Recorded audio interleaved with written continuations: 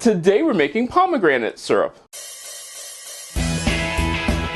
Come on in, welcome to my home. Today is a really cool recipe because I've been drinking a lot of green tea with pomegranate. Well, it's a pomegranate green tea.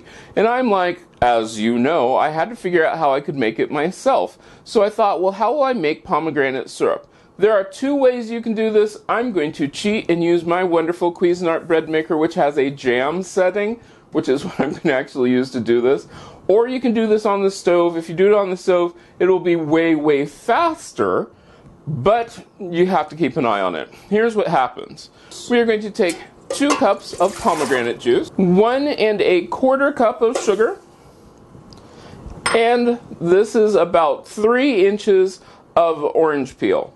If you're doing this in your Cuisinart, you're just going to set it on the jam setting, but keep an eye on it. That way you know everything will work out fine.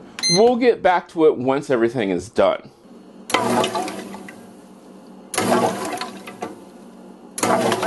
I've taken our hot syrup out of the bread maker. I'm going to remove the orange peel and just discard that. Now we're going to give this a taste. Wow. Now I will say that I did make this to use in tea, but you could really use it in anything that you want it to give a pomegranate taste to. It is a very strong taste, it is very pomegranate, and it is very sweet. So it would be really good for just about anything. You could put it over ice cream, tea, I suppose you could do coffee. That'd be sort of strange, but you could.